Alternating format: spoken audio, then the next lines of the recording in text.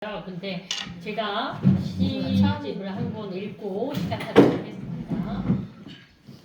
인생은 강을 건너는 것. 문선태. 나는 오늘도 홀로 영산강을 건너고 있다. 강을 건넌다는 것은 또 다른 세상을 만나는 것. 떠나가는 사람도 돌아오는 사람도 함께 가슴이 뛴다. 강을 건너는 것은 사랑을 찾아가는 것. 인생은 강을 건너 낯선 사람을 만나고 사랑하고 헤어지고 그리움에 병들어 외롭게 늙어가는 것. 마지막 강을 건너는 것은 아무도 만날 수 없다는 것. 이상입니다. 시가 참 좋더라고요. 아무도 만날 수 없다는 게 강을 건너는 뜻이잖아요. 마지막 얘기에서. 제목이 뭐였죠? 네네. 이제는 강을 건너는 것. 네네. 네, 참 좋았습니다. 그러면 오늘 우리 교장선생님의 발제를 듣도록 하겠습니다. 예. 우선 지난달에 발표할 것을 대비해서 자료를 했는데 한 달 동안 좀 보강 준비를 해야 되는데 어디야? 뭐 공사 다 망해가지고 펜 다 읽으세요? 그때 준비해놓은 자료 그대로 가져왔습니다. 오늘 이렇게 멋진 3층 자리에 놓으니까 기분이 정말 좋네요. 잘 우리 모임의 성격하고 좀 잘 맞는 것 같고 이제 저희가 이제 맡은 부분이 그 오후인데요. 그수 없이 이제 이 말씀 드리기 전에 한강의 수상 소식과 관련된 제 소감 좀 말씀드려야 될 것 같아요.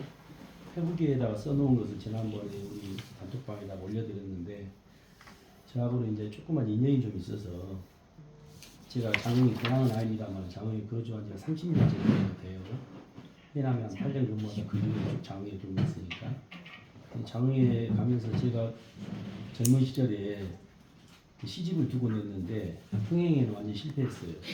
그래서 이제 전공은 역사지만 뭐 부전공은 아니고 하여튼 그보다 더 낮은 단계로서 문학에 좀 관심이 있었습니다. 장흥에서 교직생활하면서 아이들하고 그 문학과 역사 이런 동아리를 많이 만들어서 운영도 했고 또 외지에서 장흥 오면은 1박 2일 혹은 당일치기 길잡이 노릇을 좀 많이 했습니다.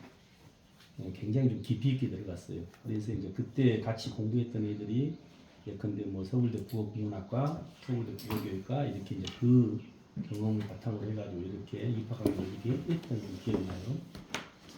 이제 회진면에 가면은 왼쪽을 통해서 이렇게 들어가면 한승원이 고향이고 오른쪽을 가면 이청준의 고향이거든요. 그래서 제가 이제 늘 자승원, 우청준 이렇게 이제 애들한테 표현을 했는데 거기 신상마을이 이제 그 고향입니다. 그래서 그 이후에 장흥중학교, 장흥고등학교를 거쳐가지고 서라벌예술대학 우리나라 최고의 문학인들의 탄실이지요. 지금 중앙대에 편입되어 있는 그 학교예요.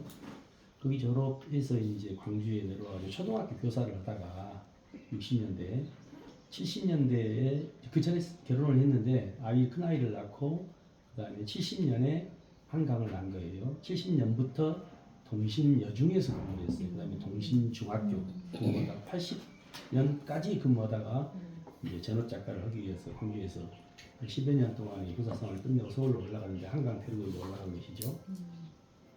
이제 그러고라는 내용을 알고 이제 그 이후에 우리가 완전히 이제 작가생활을 하겠다고 해서 장흥의 고향이 아닌 안양면에 있는 율산 마을에다가 토굴은 아닙니다만 거기는 지금 해상 토굴을 그려가지고 문학 창작실 그래서 이제 외지에 있는 수많은 이렇게 문학 지망생들, 문학회에 있는 친구들 이렇게 많이 만나고 이렇게 했죠.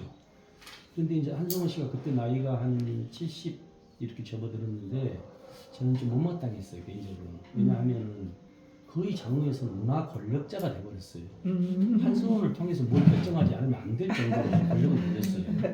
그리고 버젓이 살아 계시는데 한승원이 뭐 동산, 시비, 그 앞에 바로 앞에 집 앞에 있는 그 바닷가 울산 앞바다에 그 한승원이가 이제 물론 시도 씁니다만 그 많은 어마어마하게 비싼 돌 가져다가 자연석에다가 한승원 시비라고 해가지고 한 5, 60개 세웠어요. 근데 한승원 문화계기 이렇게 해가지고 그렇게 조성을 했어요. 돈이 얼마나 들었겠습니까? 군에서 한 거죠. 장군에서. 네. 장군에서. 장군 왔고 그리고 이제 한승원 씨가 장군민의 노래인가 군간가 이것을 여러 분이 같이 이제 경합을 벌였는데 같이 서라벌예술대학교 동기생인 최재환 선생님이라고 국어 선생님이에요. 저랑 같이 근무했는데 그분하고 같이 이제 작품을 이렇게 냈는데 굳이 자기 걸 하겠다고 막 고집해버리는 거예요. 제가 그때 참여를 했는데 저는 이제 한승원 선생님이 워낙 저보다 한참 밑대고 워낙 그때는 명망이 높으신 분이라 저는 하찮은 그냥 역사 교사였고 그렇기 때문에 이의제기를 한다거나 이러지를 입장은 아니었잖아요. 그래서 이제 그걸 막 못마땅한지 지냈는데 그 이후에도 늘 그러는 거예요. 그리고 이제 솔직히 까놓고 얘기하면 한승원 문학 세계에서 장 사람들 비하하는 표현들이 좀 많이 있어요. 거렁뱅이 같은 녀석들이라지 뭐 이런 식으로. 그거는 뭐 그래갖고 이제 지역 사람한테 많이 반발을 좀 받게 됐습니다. 요즘에 이제 글은 쓰시진 않아요. 고려는 39년생이시니까. 그래서 지역에서 이제 이렇게 만나고 그러는데 시를 최근에 이제 장편 소설을 쓰기에는 이제 힘이 붙이신 시를 쓰시더라고요. 근데 시도 제가 이제 원래 시를 썼지 않습니까? 아까 말씀드린 응행이 시였다 말씀드렸고.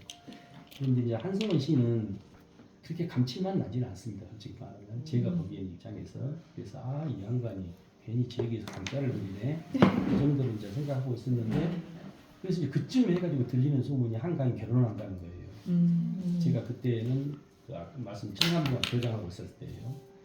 대학교 교장하고 있었을 때 그래서 이제 뭐 그런 소식도 들리고 쪼쪼쪼 그러면서 한강 이제 멘부커상 수상을 했어요. 그 당시에 그래서 이제 제가 한강 소설을 애들한테 전부 구입해주면서 다 읽어라. 그걸 가지고 한국의 골든벨도 있습니다. 한강 문학 골든벨. 그래가지고 어마어마하게 애들 많이 읽고 좀 잘 읽고 그래가지고 학교에서 다 했지 않습니까? 그래서 이제 한승원 씨한테 연락을 해서 한강이 직접 와서 아이들한테 이렇게 했으면 얼마나 좋겠냐. 고향 후배들이 그러니까 한승원 씨가 중간에서 시키는 거예요. 한 작가 요즘 바쁠 거예요. 그렇게 쉽게 만날 수 있는 사람 아니에요. 이런 프로 이제 얘기를 해서 그럼 전화번호라도 달라. 그랬더니 전화번호도 안 주더라고요. 한강 자기 멤버상 때문에 엄청 있고 그리고 이제 좀 잊혀졌습니다. 그 동안에 그 한강은 많은 작품 활동을 했더라고요. 저는 좀 잊혔어요. 그리고 국내에서보다도 국외에서 어마어마한 허평이 쏟아진 거죠.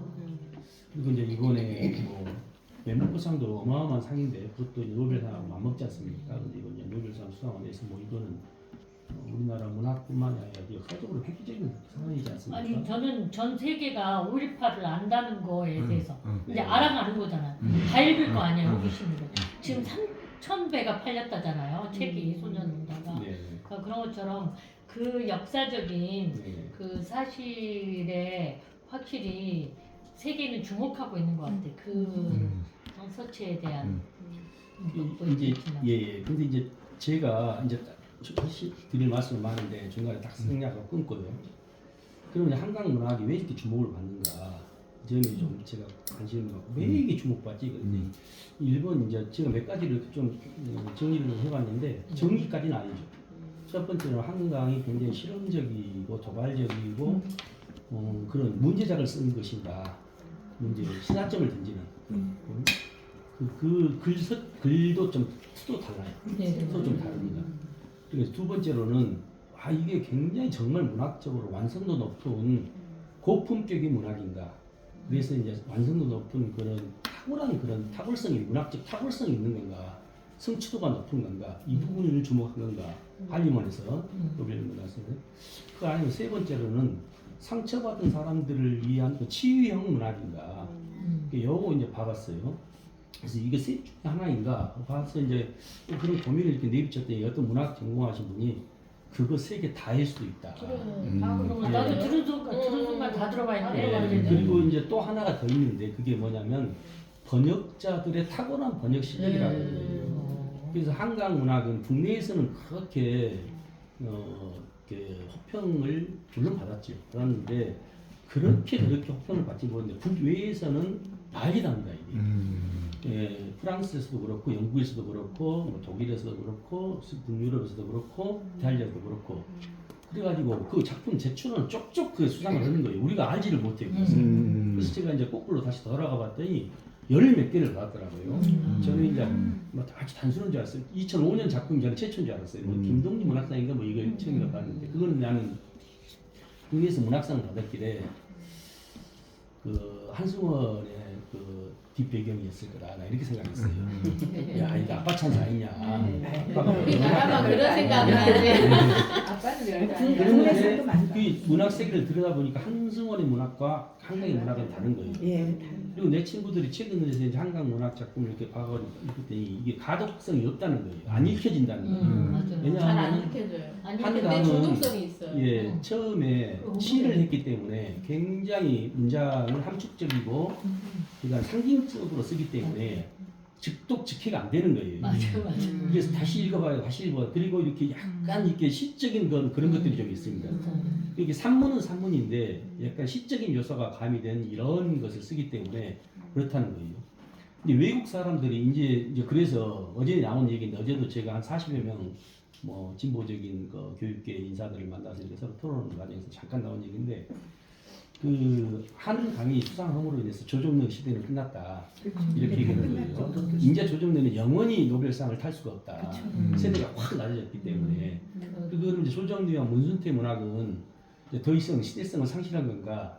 그건 아니라는 거예요. 근데 조정래와 이거 문순태 문학은 외국 사람들이 늘 고백했다시피 번역이 안 된다는 거예요. 사투리. 번역이 안 된다. 근데 한강은 이렇게 딱 볼 때 외국 사람이 번역할 때 정말 미리하게 더 아름다운 문장으로 한 번 더 업데이트 시켜가지고 번역을 했기 때문에 이게 외국 사람들이 볼 때 한강의 원래 원전 플러스 번역자의 그 탁월한 번역 능력 네, 이것이 결합돼가지고 이런 외국에서는 호평이 쏟아진 거다 이렇게 얘기를 하더라고요. 그래서 아 그랬던 모양이구나. 우리는 작은 문학 모임이지만은 또 우리나라 최고의 평론가들은 어떻게 평할지 모르지만 아 그게 바로 힘이구나. 그래서 이제 한강은 국내에서는 이제 어마어마하게 이제 거꾸로 된 거죠. 국외에서 그 세계적인 평가를 받음으로 해서 이제 국내에 다시 피드백이 돼가지고 국내에서 이제 벌컥 일어난 거잖아요. 출판사에서 뭐 24시간 풀가동해서 다시 재출간을 해야 되고 이런 상황이 되고 덩달아서 자기 아버지도 막 목이 힘주고 지금 장에서 그런 오늘 아침에 제가 장 읍내를 나가봤거든요 일부러. 펜수막이 어마어마하게 걸린 거예요 지금 장은 안 이런 거예요. 그렇지. 장이 있다 이래가지고. 예, 장에서 태어나지는 않았지만 어쨌든 뭐 피가 장 피다 뭐 이렇게 해가지고 그렇게 이제 나왔어요. 그래서 이제 조금 더 저도 생각을 한번 해보려고요. 그래서 한성은 이제 한강 얘기를 다시 돌아서 짧게 이제 마치겠습니다. 한강은 93년에 시를 썼다가 94년에 그 여수사랑이라고 하는 단편 소설 집을 발표를 했어요.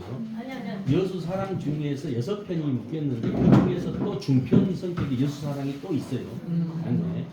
거기에 그 두 여성이 나오는데 두 여성이 굉장히 상처받은 여성들이에요.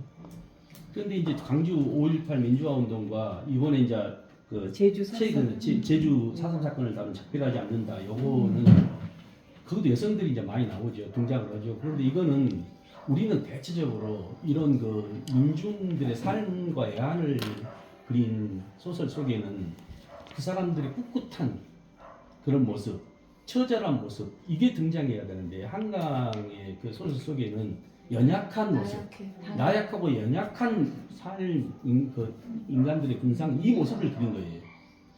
그것을 일부러 지사적으로 꾸미지 않고 있는 모습 그대로 이렇게 꾸민 거예요. 그래서 여수 사랑에 등장하는 거기는 여수역 앞인가 자기가 버려졌는데 여수가 고향인지도 모르죠. 떠나갔다가 다시 여수로 돌아와서 또 다시 만난 어떤 친구도 또 다시 그 상처받은 친구인데 그 나약함과 연약한 모습을 그대로 온전히 그리는 거예요. 소년이 온다도 저도 이제 봤는데 그렇게 일반적으로 우리가 알고 있는 광주 민주화 운동 과정에서 나타난 시민분들의 무슨 저항 정신 뭐 이런 것이 대체적으로 이렇게 부각되거나 이런 게 아니고 그런 모습을 그려서 약간 좀 이렇게 관점이 다른 거예요. 그래서 이제 국내에서는 야 광주 5.18을 저렇게 그려놨냐 이렇게 했을 수도 있지만 한강의 입장에서 볼 때는 또 다른 거예요. 그러니까 우리가 알고 있는 그런 게 아니에요. 한강은 그 문체도 그렇고 영화 그런 관점도 좀 다르고 그리고 굉장히 이거 전술화 기술하는 그 과정들이 좀 굉장히 다르다 이 생각이 들었습니다. 아직도 좀 과제 얘기는 과제입니다. 그래서 이제 누구의 영향을 받았을까요? 아니 그게 예. 그 문학 쪽에서도 영웅주의를 우리는 영웅주의에 좀 음. 익숙해진 그렇지, 그게 그렇지. 있거든요. 막 뭔가가 나와서 음. 세상을 구원할 거라는 특히 주인공을 영웅시하는 경향이 있는데 그것을 비판하는 문학계도 많아요. 그래서 한 인간에 대한 그 시선을 굉장히 나약한 인간 나약한 누구나 다 강하지만 약할 수 있는 그런 부분을 건드려 준 거죠. 보통 사람. 그런 사람 쪽으로 시선을 문학계도 그러니까 개인한테 개인으로 가는 거지 어떤 큰 영웅을 막 이런 것을 싫어하는. 예, 이제 얘기를 그만하겠습니다. 당분간 우리들의 화두가 될 것 같아서 제가 아니, 영양도 부족하고. 요것만 갖고 특별 강연을 한번 해도 되겠다. 네. 어떤 걸 이렇게 잘 풀어갖고 설명을 근데 잘해주시는 저도 장흥에서 근무했는데 장흥에서는 실은 이청준 작가님을 훨씬 더 문학계에서 높게 평가하고 한승원 작가님은 조금 이렇게 낮게 보는 그런 문학계에서 그런 경향이 있었는데 이제 딸덕을 크게 본 거죠. 이청준 소설이 더 좋지. 예, 뭐 송기숙 선생님도 장군이시고 이청준. 또 이제 일반한테는 거의 안 알지. 사람이 아들인가? 독일에서는 좀 아니? 유명한데 이승우 교수라고 조선대학교 교수 있잖아요. 이분의 문학적 성취가 또 대단하거든요. 김용남이라고 무슨 공사에서 했는데 그냥 이렇게 공기업에서 근무하면서 시를 썼던 김용남이라고 있어요. 저도 이제 그분 집들 전부 답사하고 그분들 시를 뭐 통해서 얘들하고 막 얘기도 하고 그랬었는데 여러 분들이 대표적으로 장을 대표하는 문인들이고 그밖에 뭐 무수히 많죠. 장을 물림의향이라고 부르지 않습니까? 그래서 문객들이 좀 많습니다. 이제 뭐 어쨌든 당분간은 우리가 한강 얘기를 많이 할 수밖에 어디서나 얘기 많이 하고 어디서나 좀 중요할 것 같아요. 그래서 이제 영광이죠. 어떤 내 나름대로 기준을 만들어야 되겠다 생각해서 어제 오늘 무엇을 만들어야 돼? 기준. 어떤 기준. 대화를 할 때 어떤 기준 우리가 목포에서 오면서 아까 길을 잃었어요. 연산나무 길을. 그 이유가 차 안에서 이야기하다가 이야기하면서 집중하다가. 근데 이제 그 중에 내가 하나가 뭐였냐면 그 작별하지 않는다가 21년도에 나왔는데 그 전에 뭐 이승만 얘기 안 나왔잖아요. 최근에 나왔잖아요. 근데 그 책에 보면 그 얘기가 나와요. 이승만이 그 단독 정부를 수립하기 위해서 그 제주에 30만을 다 죽여도 된다. 이런 말을 할 정도로 그거 미국 그때 군대가 실제로 그 제주도를 이제 저기 하러 왔잖아요. 그런 게 다 나와요. 사실 역사적인 사실에 근거해서 그만큼 학살을 했다는 거에 대해서 그리고 이제 우리가 육체가 이게 소멸할지라도 그 기억을 갖고 있는 한 우리는 작별하지 않는다 이런 그 뜻이구나. 그래서 제목을 그 사상도 음악용. 예, 그 한강씨가 98년인가 제주도에서 1년인가 월세방을 얻어가지고 살았거든요. 그 사실 취재를 위해서 그 철저하게 고증을 통해서 얻어진 그런 사실들을 바탕으로 한번 썼었거든요. 네. 그러니까 이게 항상 보면 화장기 없고 비실비실하고 말도 느릿하고 즐겁고 말똥하고 그래서 저런 애가 결혼을 해? 내가 봤더니 예, 그때 이제 평론을 했잖아요. 남편 된 사람이 남편은 홀칠하게 키 크고가지고 잘생겼어요. 형이 사이버대 지금 교수로 있는 위에 오빠, 아래 동생. 동생이지만 한강인입니다. 한강 위에 동남이가 될 거예요. 한동남, 한강, 집안이 온통 이렇게 글 쓰는 분들인데 뭐 이제 당분간 그 얘기가 좀 오가고. 그러니까 저는 이거 끝나고 나서 그 뭘로 할까 환경 관련된 이제 서울에서는 제가 좀 환경 관련된 책을 읽고 시작했거든요. 그랬는데 이제 역사책도 누구지 이순신 장군을 또 박사로 공부하신 분이 있어요. 그러니까 그분이 또 이순신 스터디 모임을 만들어서 같이 하는데 용산에서 근데 야, 이 한강 작품에 대해서 우리가 공부를 좀 해봐야 되겠다 그런 생각이 들었어요. 저는 내년에는 한강 작품으로 가요. 한강 작품으로 가야 될 것 같아요. 내년에는 한강 작품 다 읽는 걸로. 네, 좋습니다. 그거. 동시에 가지 동시에. 한강 어쩌라고 그래? 네. 한 달에 2번 해가지고. 아니 그 우리 시간에 두 트랙으로 가면 되지 뭐. 그렇죠. 그렇죠, 그렇죠. 우리 라디오를 듣고 오는데 그날 아침에 한강도 좋은데 제발 난강 유등 축제도 좀 홍보 좀 해주라. 청취자가 아, 그거 웃기다가. 웃기려고. 한강에 어렸을 때 태어날 때 조금 이렇게 건강하게 태어나지 못했거든요. 어머니가 아마 뭐 약을 드셨을 거예요. 그래서 건강이라고 해서 그 건강 강자 쓴 줄 알고 아, 한강을 엄청 검색을 해봤더니 한강에 그 이름이 한문이 안 나오는 거예요. 강이던데 그냥. 예, 그냥 강이에요. 예, 그냥 서울의 한강 이렇게 강이에요. 그냥 한자는 다르겠지만 임강호인가 특이해 엄마 이름이. 엄마 이름 강? 강대 좀 특이해. 뺀것 같아. 아, 강자가 강. 엄마 이름에 들어있어. 강 강이 아니라 강. 강호. 예. 원래 이름은 한강현이더만. 아니 그게 필명. 아 필명. 필명으로 맞아. 써서 필명. 음. 네. 내가- 진짜 그만하고 있어요. 내가 중국 내가 중국학교 나왔는데 중동에서 태어났네. 어머나 같은 오. 학교 출신이세요? 아니 그때 집이 중동이었어요. 아, 예. 예, 60년대 후반 아, 그러니까 중국학교 나왔을까요? 그 중동이 효동 포항 초등학교. 아니 포양 초등학교 나올 거구나. 포항인가 보. 포항도 홍덕여고 효동초. 효동 초등학교 나왔어요? 예, 중동 있는 효동 초등학교. 중동 저 북쪽 중동이었구나. 예, 풍능적으로 서울에 있는 나 내가 후배인 줄 알았더니 아니네. 예, 본론 돌아오고 이제 있습니다. 5번으로 다시 돌아가겠습니다. 예, 제가 함축 능력이 부족해서 잘못입니다. 예. 아 너무 잘했어. 좋았어요. 예. 어쨌든 좋아. 보고서 같아요. 오건 그 제가 선창이지 않습니까? 선창이 이제 인천 제물포와 포 두 개를 합쳐진 것 같아요. 배경이 그렇거든요. 그래서 이제 원래 이게 학원강은 1886년 노비 세습제가 폐지된 시점부터 시작해서 1929년까지 원래는 11년이었는데 두 번이 추가돼가지고 29년 광주 학생운동까지 이렇게 됐는데 지금 우리가 5권에서 다루는 영역은 1889년 10월 1889년 10월이 무슨 일이냐면 서울 종로거리에서 지금 만민공동회가 불법시 되고 그래가지고 보부당 상인들을 위장 회원으로 가입시켜서 소동이 일어나게 만들고 그것을 이제 이렇게 물리적인 충돌을 일으키게 해가지고 강제 해산시켜버려요 정부에서. 그래서 독립협회와 만민공동회를 불법시해서 강제 해산시키면서 대구를 비롯한 그 일당이라고 기억하고 그 가치들이 무리들이 인천 제물포로 돌아오면서부터 시작이 됩니다. 그리고 이제 마지막 끝나는 점은 목포에서 그 항만 부두 노동자들의 파업 이렇게 되는데 파업이 끝나고 나서 실패하고 목포에 있는 자기 어머니를 만나고 자기 아이 옛날 자기 어떤 그 아들을 만나면서 이렇게 끝이 나요. 근데 그 과정에서 그 무한 감리서의 감리 6대 감리 김성규라는 실존 인물을 우리 주목할 필요가 있을 것 같아요.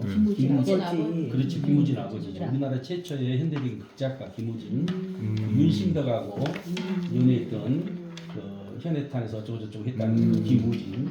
그 김우진이가 대단히 집안이 부유했지 않습니까? 그거는 아버지 김성규 때문에 그렇습니다. 이렇게 무안은 잘 아시다시피 오늘날 신안까지를 다 포함한 지역이었고 신안이 그 이후에 떨어져 나가면서 신무안 그래서 신안이 된 거잖아요. 예, 지명이 예, 신안이 그래서 이제 그쪽 지역을 총괄하는 오늘날로 말하면 감리서는 세관이었어요. 예, 우리나라가 개항이 되면서 개항 업무를 통째로 맡은 세관 업무니까 굉장히 오늘날은 법무부 쪽에 이런 업무를 맡았고 사실은 그러했는데 실질적인 권한은 더 막강했어요. 모든 것을 권한했습니다. 그래서 목포 무안 지역의 일대를 전부 관할하고 자기 집은 경제적으로 부유했고 그런데 이 김성규라는 분이 그럼에도 불구하고 민족적인 성향을 띈 거예요. 그래서 목포 항만 부두 노동자들의 그 이런 파업이나 이런 것을 뒤에서 적극적으로 지지하고 밀어주고 이런 일을 다 했습니다. 그래서 실존 인물이에요. 이 김성규 목포의 근현대사를 알려면은 김성규를 모르면 이해가 안 되는 거예요. 이분의 역할. 이분의 흔적들이 지금 곳곳에 남아 있을 겁니다. 예. 그래서 김성규가 살짝 나오는데 그 부분을 알아야 되고. 그런데 그러면 이제 목포의 그 항만 부두 노동자들의 파업이 1902년부터 3년까지 일어나면서 한 4,000명 정도가 참여하는데 완전히 박살납니다. 박살나는데 여기 글에서는 1905년 정도라고 이렇게 돼 있어요. 설정이. 약간 역사적 사실과 문학적 공간하고는 좀 다릅니다. 3년에 끝났는데 여기는 러일전쟁이 끝난 이후에 일사조약 당시에 그런 목포 항만 부두 노동자들이 파업이 진행되고 있다고 이렇게 서술이 돼 있어서 작가님 오셨으면 한번 여쭤보고 싶었는데 뭐 그렇게 다를 수 있는 거지 않습니까? 오늘 그 작가와의 사인회가 있으셔요. 예예예. 2시. 그렇다는 말씀을 드리고 첫 번째 그 시대적 배경, 지역적 배경은 쭉 한번 읽어보시면 될 것 같아요. 그거는 그리고 이제 거기에 이제 나오는 게 또 하나가 우리가 궁금해하는 게 궁삼면이라는 거 있지 않습니까? 네네. 궁토 이건데 예예예예 이 지역 전체가 이제 그때 당시는 그때 당시 이제 이쪽 지역은 기중면, 상공면, uk공면인데 이쪽이 오늘날로 말하면 이제 영산포 지역과 왕곡면, 다시면, 세지면, 공항면 일대에 궁방토가 있었던 지역이기 때문에 그때 세 개 면이었기 때문에 궁토가 있었던 3개 지역 그래서 궁삼면이라고 했던 것이 행정지역 용어가 아니다 이런 것인데 그럼 그때 이제 그 궁은 누구를 상징하신 거냐? 엄상궁이죠. 상궁으로부터 시작해가지고 나중에 이제 귀비뿐만 아니라 황귀비까지 이렇게 올라갔던 그 그렇죠. 고종이 명성황후가 시해된 이후에 상궁으로 활동하다가 시해된 이후에 이제 명성 그 고종은 몸을 숨겼지 않습니까? 그 숨기는 과정에서 아관, 러시아 공사관으로 이렇게 잠깐 피신을 하는데 그걸 전부 다 뒤에서 기획하고 연출했던 인물이 이분이에요. 이 사람이에요. 이분이라고 하기 좀 그렇고 엄귀비가 다 뒤에서 손을 짠 겁니다. 그래서 이제 고종과 왕자만 데리고 빠져나갔는데 그때 상궁들이 타고 다니는 가마를 이용해서 또 빠져나갔기 때문에 시선을 피하기 위해서 이렇게 해가지고 러시아 공사관으로 빠져나갔는데 그게 생명의 은인이죠 고종한테는.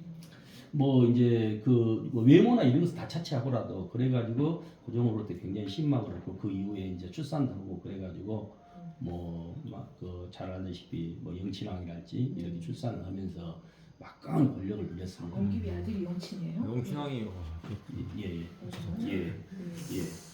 그래서 이제 이쪽 지역 땅을 경절이라고 있어요. 영산포 출신인데 영산포 지역과 서울을 이어주는 우리가 영산포 지역 사람들의 세금을 자기가 대납을 해줘요. 그래서 영산포에 와가지고 농민들한테 그 대가를 받는 이런 역할 등등 행정 연락책을 맡은 사람을 경절이라고 하는데 그때 경절이었던 전성창이라는 사람이 있어요. 이 사람이 먼저 이 땅을 그 영산공한테 바쳐버리고 농민들한테 요구를 하죠. 내가 너희들 대해서 갚아줬으니까. 그러니까 이제 갚지를 못하죠 농민들이. 3년 동안 혹심한 그런 홍수랄지 가뭄이 이어져가지고 그래서 이제 그것을 갖다가 자기가 착취를 해가지고 그대로 영산공한테 바쳐버려서 이 지역을 갖다가 이제 공토가 되버리죠. 공방토 이렇게도 부르고요. 그런 내용도 이제 같이 알아주셨으면 좋겠습니다. 이제 본격적으로 내용 들어가도록 하겠습니다. 여기 지금 제가 이제 내용은 여기 이쪽 보시면은 등장인물에서 좀 소개를 했고요. 등장인물은 이제 5분쯤 되니까 여기 참석하신 분들은 대체적으로 알 것 같아서 살짝 이렇게 넘어가도록 하겠습니다. 이 타오르는 강은 처음부터 이렇게 소명출판사에서 한 건 아니고요. 월간중앙에 연재가 됐다가 그다음 창비에서 가능했다가 최근에 저희들이 이제 보고 있는 것은 소명출판사 9권까지 나온 9부까지 나온 이 책을 표본을 했습니다. 제가 이제 이런 것은 간략하게 요약을 했고 그 다음에 그 글을 읽는 과정에서 빛나는 전라도 감성이 잘 드러나고 있는 그 문장이나 어휘들을 좀 뒤쪽에다 좀 정리를 했습니다. 그래서 맨 처음에 아까 말씀드린 대로 첫 1장에서는 5부의 1장에서는 한시 사건 이후에 2년 동안 잠적했는데 그때 2년 동안 대부리는 서울에 있는 종로거리의 만민공동회에서 그 초기 민주주의 과정을 본 거죠. 예, 그 만민공동회에서 수많은 사람들이 나와가지고 자기 주장을 거침없이 하고 그다음 신분을 초월해서 국가 현안에 대해서 토론하는 이 모습을 본 거죠. 이게 민주주의 맛을 본 거지 않습니까? 대중민주주의.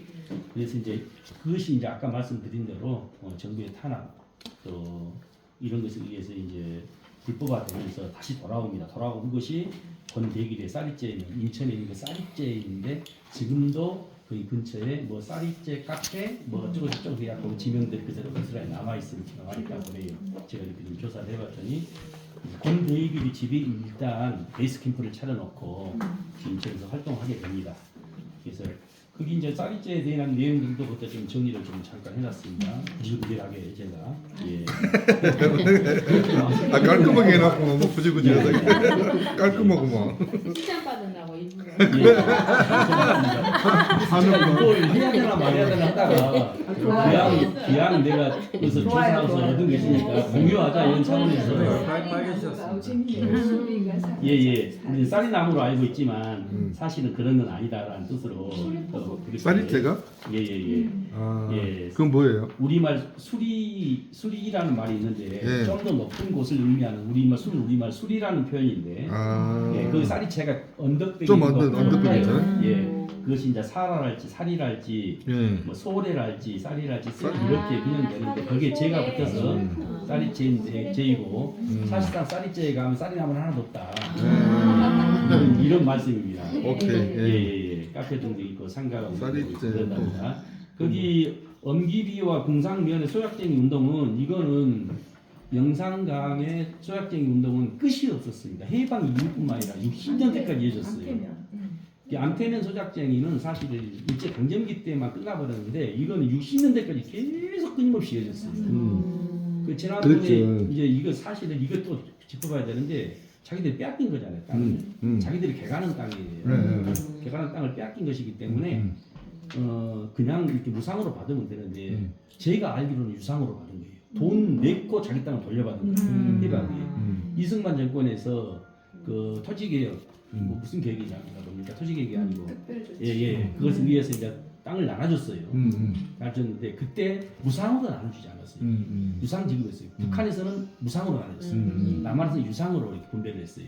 일제 강점기 때 일제 뺏겼던 토지를 국가에 합쳐서 이렇게 했던 겁니다. 그래서 나중에서 조금 이렇게 농민운동 하신 분들은 되게 앉으시면 이게 너무너무 골치 아픈 사건이에요. 이게 이제 공산면에 있는 수작적인 운동이에요. 더 누가 이제 단독으로 한번 연구를 한번 해보실 필요가 있는데 이 부분은 별도의 좀 논문도 많이 있어요. 예예예. 그래서 이제 거기에 관련된 자료를 쭉 이렇게 좀 정리를 해놨습니다. 만민공동회도 그것도 정리했고요. 자, 두 번째 이제 2장에서는 쌀이째 주막살이 내용인데 거기에서 이제 응신청이라고 하는 것은 올라가는 말은 인력 속에서쯤 됩니다. 예, 그래서 응신청이에요. 응신청이 그래서 이제 원래 자기도 이제 응신청 소속이었는데 자기 주변 친구들이 전부 응신청이었어요. 그런데 그 누굽니까 일본인 그 하야시인가요? 예, 거기를 이제 배 태워 보내버리면서 거기를 이제 자기는 서울로 올라가 버렸지 않습니까? 예, 그때 어떤 데가 돈을 떼먹고 그냥 올라갔다가 돌아오면서 이제 돈이 짝기가 돈이 이제 갚아져요. 그 돈으로 이제 오늘 뭐처럼 파티 한번 하자. 이제 술집에 가가지고 이렇게 술을 먹는 과정들이 거기에 이제 나타나고 그랬습니다. 그래서 이제 거기 그 목포나 그때 인천 같은 경우에는 그 조계지라고 해가지고 개항이 되면서 외국인들이 편하게 이렇게 거주하고 그다음에 가게도 설립되고 이렇게 상업 행위를 할 수 있는 이런 것들이 만들어져요. 그래서 이제 인천에도 중구 일대가 주로 이렇게 이어지는데 주로 여기는 이제 중구예요. 중구대의 배경이. 그래서 그때 나온 여러 가지 외국 회사들 이름 좀 정리해봤습니다. 삼척 끝에예요. 데이블 호텔이랄지, 그다음에 타운샌드 양행이랄지, 세창 양행이랄지, 특히 세창 양행이나 이런 것은 역사책에서도 자주 나오고 그랬습니다. 예. 홍민거 양행이랄지 이런 거 있습니다. 그래서 이제 그때 그쪽에서 한참 이렇게 나온 것들이 뭐 당구장도 나오고 극장도 나오고 끽다점도 이렇게 나오고 이제 끽다는 카페지요. 우리나라 말은 끽은 이제 흡연하는 곳이고 차 마시는 곳이니까 요리점, 구기점 또뭐 그때 이제 거리에는 이제 기모노 착용하는 일본인들이 왔다 갔다 했을 때 데이블 호텔. 네네. 옹보 동생 데이블 아니죠? 아니다. 나 며칠 긴 줄 알았어.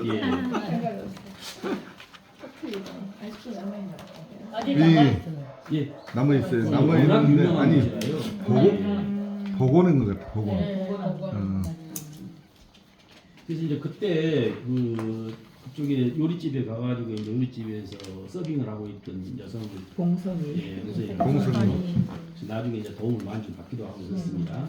아니, 이 3장에 보면은 이제 그 미국산 한 대두가 하고 굉장히 그 데이브리하고 이렇게 가깝게 지내면서 지원을 좀 받게 되죠. 그래서 이제 그 쌀을 수레에다 싣고 말이 끄는 수레에다 싣고 이렇게 가면은 그걸 호위해주는 사람이 필요해요. 때문에 쌀이 귀하기도 했거니와 사실 그렇죠. 그래서 이제 그런 사람들을 마바리 호위꾼이라고 이렇게 그러는데 그 역할을 하면서 생활을 하게 됩니다. 그때 이제 봉선이가 소개해 준 것이죠. 자기가 순간으로 봉선이가 이제 고향 개인 오빠라고 그러고. 예, 고향 오빠로 해서 한 대두라는 미국상 소개해 주는데 근데 이제 그 잘 알다시피 그때 권 만길이가 권 대길의 동생인데 약간 친일적인 성격을 띠면서 미국상을 운영을 해요. 그러니까 두 미국상 간에 약간 경쟁 관계가 형성되고 그리고 이제 관점도 다르고 그러다 보니까 패싸움이 벌어집니다. 그 과정에서 그 패싸움 하는 과정에서 아까 말씀드렸던 한 대두 그 미국상 이 사람은 이제 그 대구리의 실체를 알게 되죠. 과거에 어찌어찌했다. 과거에 얘가 이제 동학도 했고 뭣도 했고 뭣도 했다 이런 사실을 알게 되고 힘도 있다 이런 사실을 알게 됩니다. 그래서 이제 그 미국상 4장으로 넘어가서 한 대두가 정말 머리가 컸는지는 모르겠어요. 한 대두분이 제안을 하게 됩니다. 같이 하자. 그 동안에는 이제 일용직으로 이렇게 썼지만 이제부터는 영업 파트너로서 같이 하자. 내가 예예. 그래서 그 마바리 호위꾼 역할을 한 게 아니고 정식적으로 미국전을 네가 한번 운영해 보는 게 어떻겠냐. 한 대두도 그럴 필요가 있죠. 왜냐하면 자기 주변에 자기를 지켜줄 수 있는 물리적인 힘을 가진 사람이 좀 필요했을 것이기도 했고 그래서 이렇게 했습니다. 그래서 그래서 이제 운영 자금 같은 건 전부 자기가 낼 테니까 한번 해보라 그러니까 생각 좀 해보겠다 이렇게 해서 이제 나주로 다시 내려와가지고 조금 시간을 갖은 다음에 정리를 좀 한 다음에 또 현지 조사 물가 조사까지 해가지고 다시 해보려고 했는데 무대가 확 바뀝니다. 그래서 대회가 끝나고 나서 그다음에 5장이 되면서 5장 때는 이제 방금 말씀드린 것이고요. 예.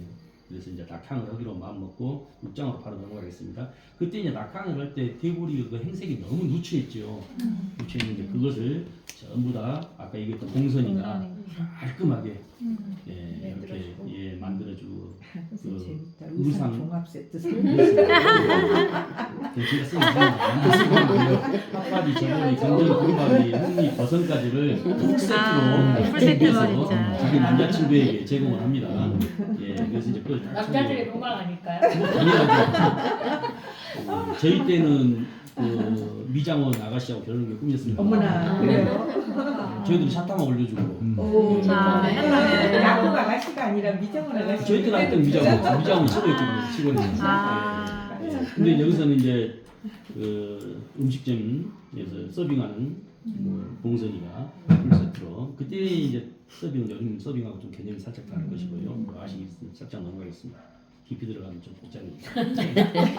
근데 그 부분이 너무 재밌던데요. 이 예. 볶기 무슨 예, 게임 게임이 후에 있어요. 게임 후에 온라인 온라인. 여기 좀 엇보기 게임 제가 써놨는데 참 아무도 네, 못하고 네. 지금 가만 여자 근데 가만. 정말 이문 선생님이 열정을 심어가고 예. 하신 것 같아요. 엄청나. 예. 엄청나.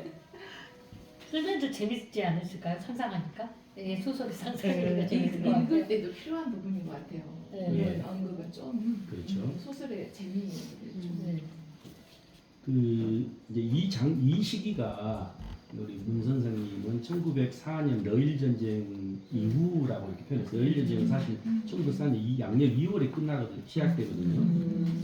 그래서 이제 그쯤 해가지고 정월 대보름 뭐 어쩌고 저쩌고 나오는데 이 시기가 너무 앞서간 거예요. 한 2년 정도 문학적으로는 소설 안에서는. 그리고 이제 갑자기 이제 6장이 되면서 확 무대가 바뀌면서 목포항으로 바뀝니다. 그러니까 선창가 제물포에서 목포항 선창가로 확 바뀝니다. 자, 목포항 선창가는 이제 다른 인물들이 좀 등장하죠. 예, 그래서 이제 아까 그 대구리의 형 뭡니까? 웅보랄지 주군이랄지 덕질이랄지 판세랄지 이런 뭐 포항에서 등짐 역할을 했던 쌀을 갖다가 배에다 이렇게 실어주는 역할을 했던 등짐분들이 이제 등장을 합니다. 거기에 배경에 대해서는 그게 좀 설명을 좀 해놨는데 쭉쭉쭉 이렇게 설명해놨죠. 1905년 러일전쟁 러일전쟁이 시작은 스시마 해전 때 완전히 획가닥 바뀌죠. 팽팽했다가 갑자기 일본 쪽으로 확 기울게 되죠. 네, 그래서 지금 현재 그 현해탄 스시마 쪽에서 러시아의 발틱 함대를 박살내므로써 갑자기 끝나버리게 됩니다. 전쟁이 끝나버리게 돼요. 굉장히 일본에 유리하게 됩니다. 자, 일본이 러일 전쟁에 승리하면서 한국을 이제 본격적으로 침략하게 되는 거죠. 그 전에 영일 동맹이 맺어짐으로써 영국과 일본 사이에서 압약이 됩니다. 영국은 영국은 건들지 먹고. 마라. 한국 건들지 마. 한국 우리 거다. 러시아가 이제 직접적인 러시아를 러일전쟁에서 패퇴시킴으로써 그 맨 처음에 청일전쟁, 그 다음에 영일동맹, 그 다음에 이제 러일전쟁을 통해가지고 한국은 이제 일본을 손아귀에 들어가고 이렇게 됩니다. 곧장 이제 그 해에 9월 5일날 포츠모스 조약이 맺어지게 되고, 포츠모스는 지역은 이제 미국이죠. 미국으로부터 살짝 내략을 받게 됩니다. 한국 우리가 먹어도 되냐? 그러니까 먹어도 되냐? 뭐 그러든지 뭐 이 정도 수준으로 11월 17일 날 을사보호조약이 맺어지는데, 을사보호조약 부분 한번 잠깐 보시겠습니다. 6장 지금 위에서 두 번째 건데요. 4쪽입니다. 한밤중에 무장 헌병을 전부 다 이렇게 내각 회의가 이어지는, 거기에 전부 다 무장한 상태로 거의 총칼을 착용한 무장 헌병들이 이렇게 위협 속에서 진행이 되는데, 그때 모두가 다 찬성한 것은 아니었어요. 이완영, 이지영, 박재순, 이근태, 권중현, 이른바 을사 5정만 찬성을 했지, 이하영이랄지 민영기랄지 한규선은 반대를 했어요. 예, 그래서 그 나머지 이제 민영환이나 조병세 이런 사람들은 그 이후에 요거 무효다 이렇게 사용하면서 막 자살해버리고 그러죠. 우리 민족의 어떤 정서상 무슨 일을 탁 져서 뜻대로 안 되고 막 자결하는 이런 게 좀 많이 나오지 않습니까? 예, 그래서 자결하고, 그리고 민영환도 11월 30일 날 자결하고, 막 조병세가 12월 1일 날 또 자결하고, 그러니까 이런 것 등등이 목포항에 전해져서 연결이 돼요. 목포항에 있는 노동자들이 와 민대감이 자결했다네, 조대감이 자결했다네. 그런데 자결한 것은 1905년이고 목포항의 모든 노동자들의 활동은 1903년에 끝나버렸는데 2년 정도 좀 차이가 있죠. 어쨌든 뭐 소설 전개를 위해서 그런 것들이 좀 필요했다는 것이고, 그때는 목포항 부두 노동자들의 임금은 하루에 오늘 고생했을 거면 전표를 하나 준 거예요. 그래서 나중에 돈으로 바꾸는데, 전표 3장이 일원이에요. 전표 3장 정도가 일원인데, 대체로 3일이야기 예. 그래서 이제 원래 한 달 하면 30장 받아야 되겠습니까? 매일 매일. 근데 15장을 받아요. 왜 그럴까요? 그 마이간이라고 해가지고 원래는 막 가불입니다. 그 중간에 있던 식장들이 중간중간 돈을 빌려주면서 그걸 이렇게 딱 먼저 뺏어가 버리는 거예요. 입도 선명 없이 담는 뺏어가 버려요. 그래서 월말에 되면 한 15장밖에 전표가 없는 거예요. 30장 있어야 되는데 15장 가져가 버리기 때문에. 그러면 그것이 5원밖에 안 되는 거예요. 근데 이거 가지고 도저히 생활할 수가 없어요. 5원 정도. 이거 이제 그래서 이런 판에 이제 웅보랄지 비롯한 사람들이, 이런 사람들이 이제 뭐 오늘날처럼 그렇게 단단한 부두 노동자 노조를 만들었던 것은 아니겠지만 일본에 저항하는 그런 노조 활동들을 하게 되죠. 그리고 이제 그때 거기에 일본 야쿠자 낭인이라고 그러죠. 명성황후를 시해했던 그런 그룹들입니다. 이런 사람들이 일본항이나 제물포항이나 이런 데 들어와 가지고 이런 사람들을 등에 업고 나타난 다나카키 야쿠자 출신 이런 애들이 이제 들어와 가지고 한국 민족적인 성격을 띈 한국 관리랄지 이런 사람들을 압박하고 그랬습니다. 그 속에서 얼마나 김성규라고 하는 인물, 아까 말씀드렸지 않습니까? 무한감리서의 6대가 김성규라는 인물이 난처했을 겁니다. 활동 영역이 점점점 축소되고 어떻게 활동을 하지 못하는 거예요. 그 속에서도 끝끝내 김성규는 버티고 못다는 것이죠. 예. 그래서 1905년 늦가을에 목포 선착장에서 벌어진 내용들이 나오고, 부두 노동자 280명 중 약 122명 정도가 참여했다, 이런 내용들이 쭉 있습니다. 그게 이제 6장의 내용들이에요. 7장으로 넘어가도록 하겠습니다. 네, 그래서 이제 부두 노동자와 관련된 얘기가 제가 할 말이 좀 많아가지고 여기 참고 자료를 몇 개 좀 붙였습니다. 목포항뿐만 아니라 우리나라 전역에서 있었던 부두 노동자들의 저항운동이랄지, 또 거기에 있었던 그 조직 관계, 도식장이랄지 두목이랄지 좌양이랄지 뭐 검독이랄지 뭐 이런 그 역할들을 맡았던 사람들에 대해서 얘기를 했었습니다. 그리고 이제 중간쯤 보면 옷쪽 중간쯤 보면은 거기 김성규에 대해서 일부러 제가 조금 그 부분에 대해서 좀 정리를 잠깐 했습니다. 육대감이 김성규. 둘째 줄에 일본 영사관 군대에서 간거 아니에요? 네. 거기 높은데. 네. 그래서 이제 거기 김성규의 아들이 셋인가 아마 있었죠. 예. 셋 다 참 대단한 역할인데 극작가였던 아까침에 김우진이라지 먹고 신간회를 주도했는데 나중에 약간 조금 보수파가 됐던 그런 김철진이 성직자로서 한국 프란치스코라고 하는 이런 칭호를 받는 김익진 이런 사람들은 대단하죠. 한 가문에서 자기 아버지 영향을 받아가지고 대단한 역할을 한 사람 한 사람이 김철진을 제외하고 다 모두 다 연구 대상이라고 도와집니다. 예. 자, 7장으로 넘어가겠습니다. 7장에 보시면은 그 다시 이제 그때 이제 목포도 마찬가지죠. 일본 사람들 설치했던 도로랄지 하수도랄지 막 이런 것들이 나타나고 대부분 일본 사람들을 위한 것이고 또 러시아나 영국이나 일본 사람들이 구역을 차지합니다. 그래서 영국 사람들은 만호동, 러시아 사람들 서산동, 그다음에 일본 사람은 대이동 이렇게 해가지고 자기들의 생활 근거지를 이렇게 마련하는데 서산동에는 그 산 비탈이죠. 그래서 그쪽 요즘 막 예전에 음식점 뭐 조금 막 문화공간 뭐 이렇게 만들고 있는 그 서산동 거기가 말하는 겁니다. 예, 그쪽에 이제 같은 것이고 그래서 이제 파도가 치는 것을 방지하기 위해 해백공사랄지 관공서랄지 이런 식들을 만들어주고 최초로 신상수학교 이런 것들을 만들어줍니다. 병원이나 은행 같은 거 하고 열렸습니다. 그래서 이제 노동자 파업이 이제 실패하면서 응보나 염주군이나 판세 이런 사람들이 남우권으로 전락하게 되는데 그때 잘 알다시피 웅보하고 마금내 사이에 그 옛날에 인연이 있죠. 나주에서 있을 때 같이 뭡니까 노비로 이렇게 노비로 있다가 그 과정에서 약간 서로 이제 호감이 있고 그때 그러한 과정에서 나주 전 누군가요? 갑자기 이름 생각나는데 애기? 아니 나주 양진사. 예 양진사 죄송합니다. 양진사 때 부인이 이제 유씨 부인인데 그래서 그 과정에서 유씨 부인이 자기 미안한 감정 폐물로 전달해서 이거 가지고 나가서 나중에 한미천 잡아라 그런데 그걸 누구한테 줘버립니까? 예, 마금내한테 주니까 마금내는 이제 거절하다가 받아서 그걸로 가지고 이제 원래 자기 뭐 익혔던 음식 유달정 이렇게 해가지고 대성공을 하게 되죠. 예, 그래서 이제 유달정이라고 하는 것을 이제 운영을 하면서 웅보한테 다시 그 대갚기 위해서 같이 소금점을 운영했으면 어땠냐. 그때는 이제 소금 장사가 좀 못했던 모양입니다. 이런 내용들이 나옵니다. 그리고 이제 뭐 어떤 그런 내용들이 7장에서 쌀분이와 마금내 이렇게 만나는 그런 과정들이 좀 나오고요. 8장에서는 이제 거의 끝나가는 쯤인데요. 장계동이가 일본의 집에 이렇게 세비야로 온 장계동이는 누군가요? 마금내 아니에요. 자기 아들. 마금내하고 누구 사이에 웅보 사이 아들인데 착 첫눈에 보니까 할머니구나 이걸 깨닫게 되지요. 왜 나를 갖다가 곱게 입혀가지고 할머니 집에 세배를 가라 그러는지 느낌상 보니까 이분하고 나하고는 어떤 혈연이구나 그래서 깨닫게 되지요. 그거 벌써 1906년이에요. 1906년 설날을 맞이해서 설날 이제 세키네에서 나온 지 12번째 설이라고 했으니까 세키에서 나온 것은 1894년이라는 얘기가 되겠죠. 1894년은 동학농민운동이 일어났을 때고 동학농민운동 이후에 장성 대감사에 들렀다가 인천으로 올라갔지 않습니까?